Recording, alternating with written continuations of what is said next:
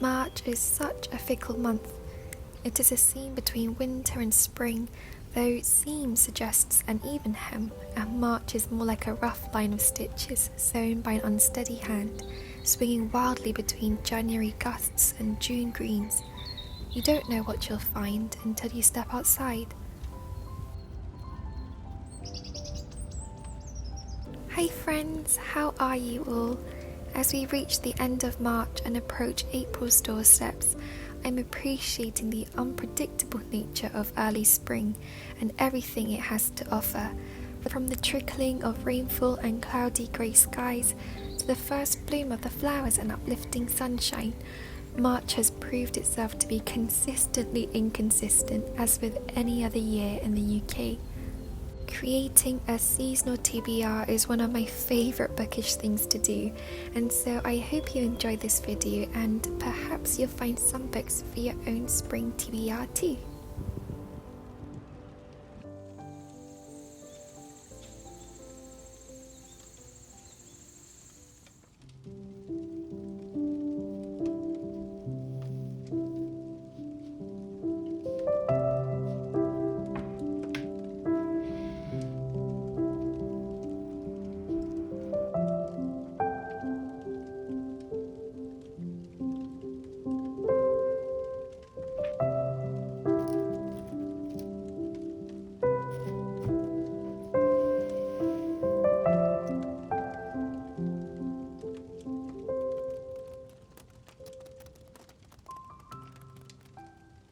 Hey friends, welcome back to my channel, or welcome if this is your first time here.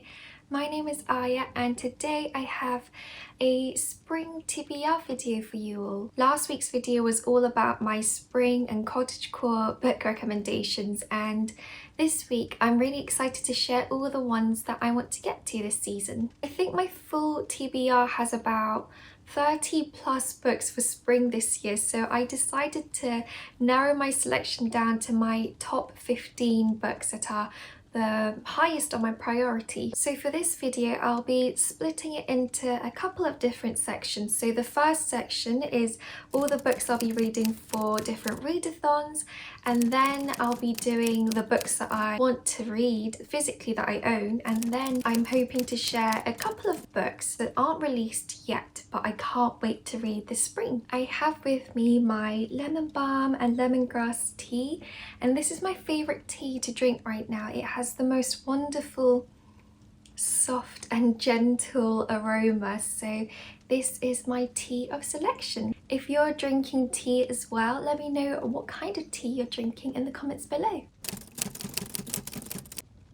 The very first readathon that I want to participate in this spring is hosted by the wonderful Jen over at Reader in a Reverie, and I'll make sure to link all the details down below, but she is hosting, very excitingly, a Jane Austen themed readathon. When she announced this over on Instagram, I was so excited and I couldn't find a more perfect excuse to be reading Persuasion. Jen made this readathon so that you could pick whichever Jane Austen novel you wanted to read the most, and it could be one that you've never read before or one that you want to reread. But I want to read Persuasion because I've never read it before. To be honest, I wanted to reread the 3 books that I have read from Jane Austen's collection, which is Northanger Abbey, Pride and Prejudice and Emma, because my memory for all 3 of those books is kind of hazy. But I wanted to know why everyone loved Captain Wentworth so much. I believe this story follows Anne, who made the decision not to marry the man that she loved, Captain Wentworth, because of pressure from her family. And so when he comes back into her circle a couple of years later, it's really about them maybe reigniting their friendship, their relationship. I'm not too sure, but I can't wait to see Captain Wentworth and Anne's relationship evolve and blossom. So if you don't know already, I'm a part of Lexi's Patreon called Fox and Wit, and I'll make sure to link that too.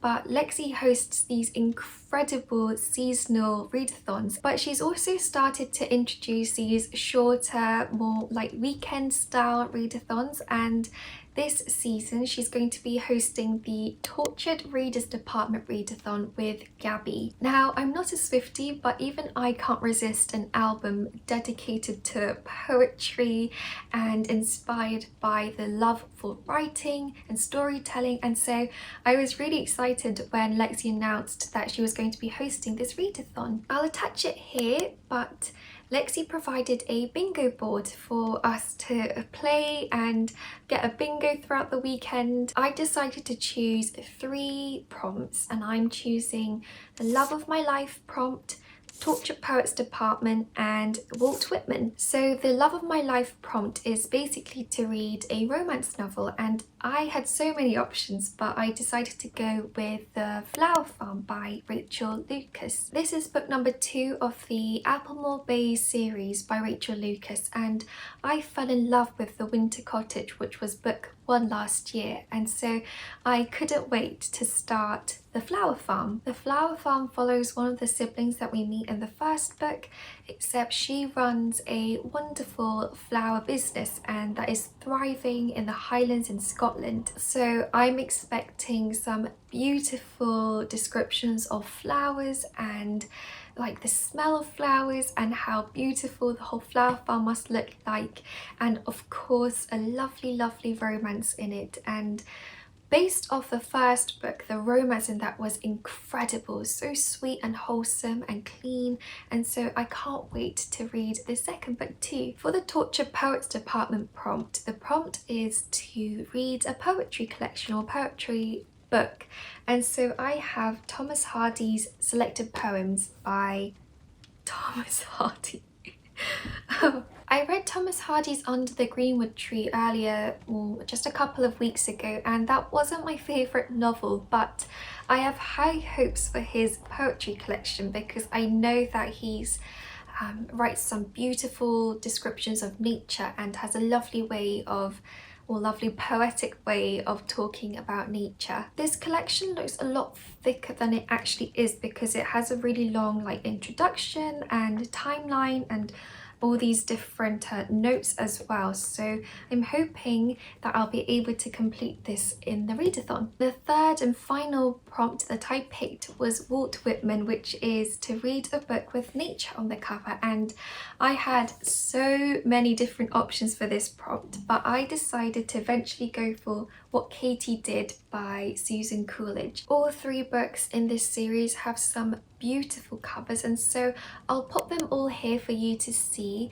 I just love them so much. I think this follows a girl called Katie who would love to be a beautiful and elegant lady one day, but for now she's always up to a lot of mischief. That is until one day there is a terrible accident, and it follows her as she overcomes these difficult trials and learns to be patient and learns to try and keep her dreams alive even in some difficult circumstances. I don't really know if this book is appropriate for spring or not, but judging by its cover, it's just so wonderfully green and has lots of nature and wonderful birds and flowers, so I can't wait to get to this. And it's not too long, and it is a children's novel, so hopefully it'll be a lovely fresh read to read during the readathon too. So the next readathon that I want to join is the Orilium Magical Readathon hosted by the Book Roast. The Magical Readathon is quite complicated, but in essence you create your own fictional character who attends an academy, and you choose a career path so that you can progress throughout the different terms and equinoxes, and each term you get different set, like a syllabus as you would in school, of the different topics and modules that you have to take that term to be able to pass it and to progress in your career. I'll make sure to include all of the Book Roast's introduction videos so that you can familiarize yourself with it and join along if you'd like to as well. Now, I came across this readathon I think this time last year, and so I've completed my first year at Orilium. My character is called Willow, and Willow is a herbologist, and to be able to progress into her second year as a herbologist, she needs to study alchemy and restoration. The prompt for alchemy was to read a book with a circle on the cover, and so I have The Hobbit by J.R.R. Tolkien. Every time I tried reading it, I was just never able to really get into it, and I think that was just my headspace then. So this year I have a wonderful excuse to try again, and I've also actually already started. It's a bit cheating, but I have started already by listening to the audiobook version on Everend. I've watched the Lord of the Rings movies, but I haven't read those books either, so because I want to read that for the Game of Tomes book club this year, I'm gonna have to read, or I want to read, you don't have to, but I want to read The Hobbit first to sort of introduce myself to the Lord of the Rings. And of course, the Lord of the Rings movie and The Hobbit in general is just so perfect for spring, going on a quest, on an adventure, surrounded by high woodlands and trees and and hobbit holes, and so I can't wait. I think it's going to be a great read for the alchemy prompt. So for the second course that my character will be taking, it's called Restoration, and Restoration requires you to read a book that you think could cure a slump. And so I picked A Fragile Enchantment by Alison Seft. I loved her book, what's it called, A Far Wilder Magic. I really loved that, and that was perfect for autumn and winter. It's very moody, it's got lots of mist and surrounded in really cold climates, but this one, based off the cover and what I've heard so far, is lovely to read in spring. I think this follows a girl called Neve who has the gift to be able to stitch emotions into fabric, except that gift is sadly killing her slowly, and so with the remaining time that she has left, she wants to make the best she wants the best for her family. And so when an opportunity comes up for her to be a part of a royal wedding and to make clothes for the royal wedding in a distant neighbouring kingdom, Neve ends up going there and meets a guy called Kit. I can't wait. It's a book set in Regency England and it has fantasy in it, and I always love a bit of light fantasy this season. So with this cover as well, I think this would be a great addition for the readathon. For the rest of this video, I'll be sharing books that are just on my TBR in general. And so first up we have The Secret Garden by Frances Hodgson Burnett, and I featured the picture book version that I have read in my last video, but I mentioned there that I hadn't read the classic before, so since this is the original text, I really want to read it, and it's not too long either. I must be the only person to have not read this yet. But this follows a girl called Mary who is selfish and spoilt, and she's sent off to Yorkshire to live with her uncle, and she hates it until she walks and stumbles into the secret garden, where over time, as she tends to the garden and things come to life and spring comes about, there's a change in Mary's attitude to life as well, and she meets some lovely friends as well. So I can't wait to read this classic. It's been on my shelves for far too long now. The next classic is one that I'm in the middle of reading, but it's Peter Pan by J.M. Barrie, and I wanted to read Peter Pan because I've never really watched the movies properly before, or if I have, I've definitely forgotten it. This book essentially follows Wendy and her two younger siblings who fly off to Neverland with Peter Pan, and you see in Neverland their different adventures and the things that they get up to. Wendy is sort of adopted as a motherly figure for the Lost Boys and for Peter Pan in Neverland, and so she does all the chores, and you see them all follow Wendy's orders, which is quite funny to read at times because they're really strict about bedtime, etc. I'm actually really enjoying the overall story. It's a lot of adventure and it's very whimsical, and I think it's great for spring and summer. It mentions like being in the lagoon and sunbathing and dozing off when it's warm outside. I'll probably do a more in-depth review maybe on Instagram or in another video, but yes, this is Peter Pan, and I think it's a great classic to read in spring and summer in general anyways. We've reached the last book in this basket, and I still have more books to share, but this is the last one in this basket, and it's Baker's Magic by Diane Zala. And I talked about this book before, but I'm so excited to read this. It's a middle grade fantasy all about a girl called B, and B is an orphan and very poor and lonely, and so out of desperation she ends up stealing a bun from a bakery. Now, to her surprise, the owner of the bakery actually ends up offering her a job, and it's at the bakery where she discovers that she has a magical power to be able to bake things. So when a new friend that she makes it ends up being in a bit of trouble and has to fight an evil mage, she doesn't really know how she can help. She doesn't think she has the capabilities of fighting an evil mage, but she joins along anyways, and so they go off on this journey, and it's a found family story. It's got baking, it's got a young girl who has magical baking powers, and so I'm hoping that it'll be wonderfully cozy and really sweet to read about too in spring. This next book is Georgette Heyer's The Black Moth, and again I featured this in my unboxing video, but I said there as well how much I wanted to read, or I've been wanting to read, Georgette Heyer's novels. I've never read any of them, and I've heard how romantic and wonderful they are, and similar to Jane Austen's novels, I think, but Georgette Heyer has a huge collection of novels, and so this was her debut one, so I thought it'd be a good place to start. This book follows a man called Jack who sacrificed his honour as the Earl of Wincham for his brother's sake, and he's been in exile ever since. On the other end we have Diana, who is a lady, I think, and she is currently kidnapped by a very sinister duke who goes by the name the Black Moth. Jack and the Black Moth are actually enemies, and so when they all bump into each other, Jack helps to set Diana free, I think, but a relationship blossoms between them, so I'm very excited to see what it's about. It sounds like there's a lot that goes on, a lot of high emotions,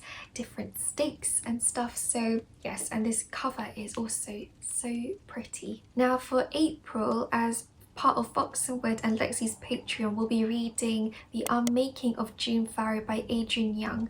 And I can't wait because this has been on my TBR list for, well, ever since it came out, and I've heard such great things about it, and I've also heard that it's very appropriate for spring. Anyways, this book follows a girl called June who is part of the Farrow family, and the Farrow women are known to have a thriving flower farm in North Carolina, but they're also known for a mysterious curse that seems to be plaguing them every generation. And so June also ends up seeing and hearing things, and she has been expecting that to happen to her, but she wants to break the curse once and for all. So she has to decide whether to break it or to forego her love life.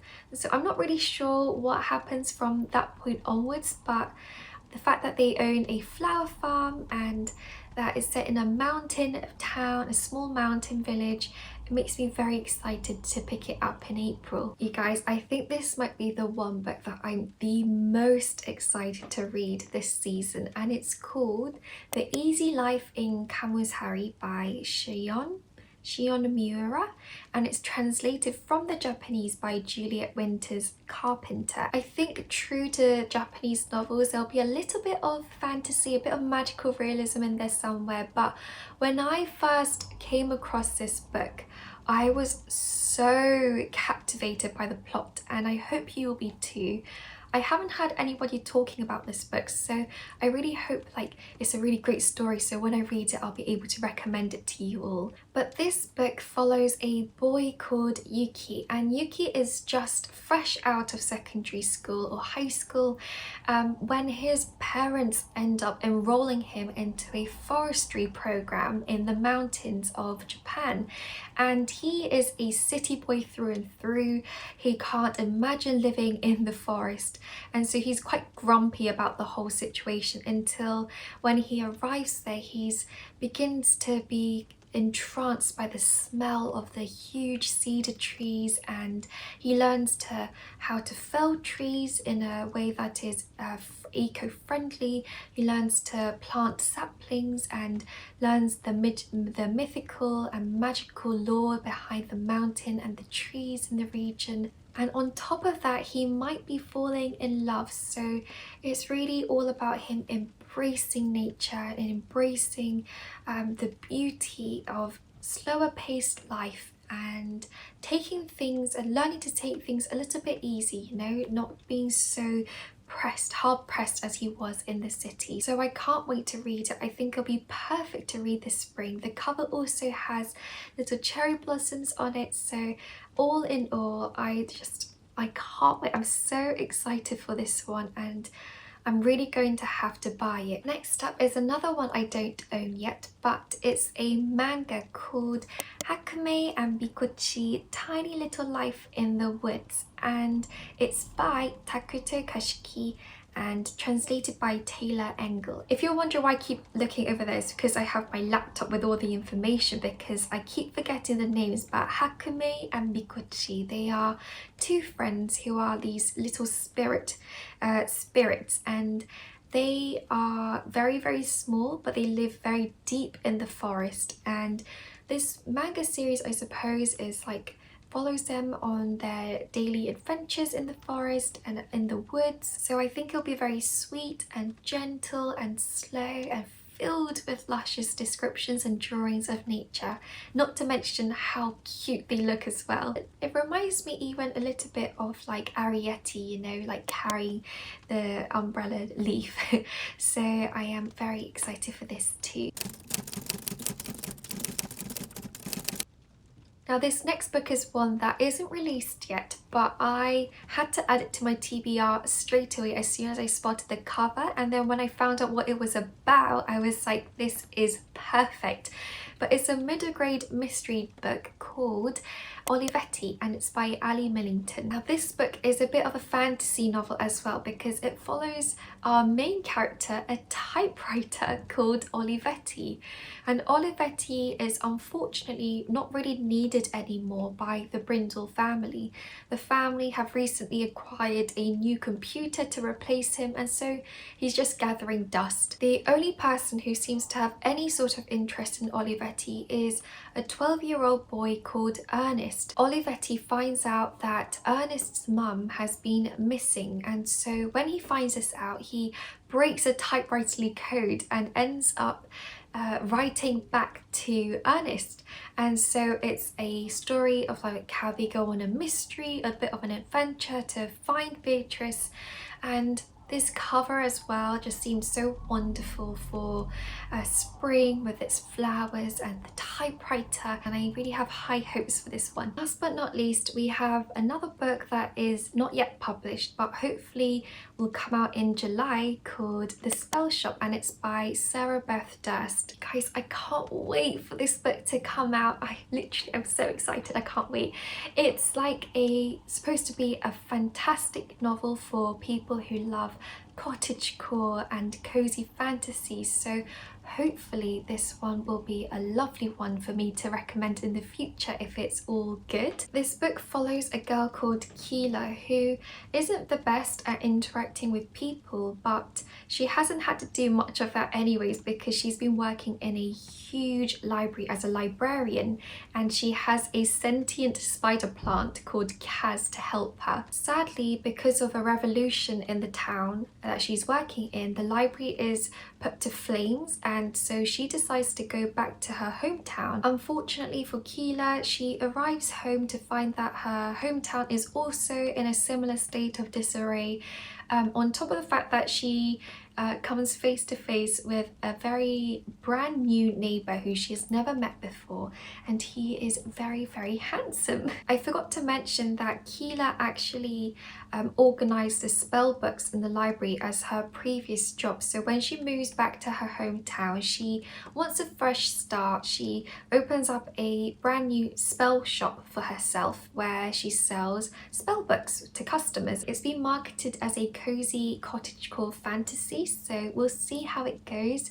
I'm counting down the days until it becomes available, and hopefully I'll have good things to talk and share about once I read it too. I think that wraps up this video, and I hope you enjoyed the selection of different books set in spring or books that I want to read this spring. Maybe you came across some that were new to you, and if you have any others that I should be aware of, then please let me know in the comments down below. And my tea has now gone very cold, so I won't be finishing it. But I want to say a huge thank you for everybody who has watched it and commented and liked and subscribed. Thank you so much. I hope you have a wonderful rest of your day. Bye friends.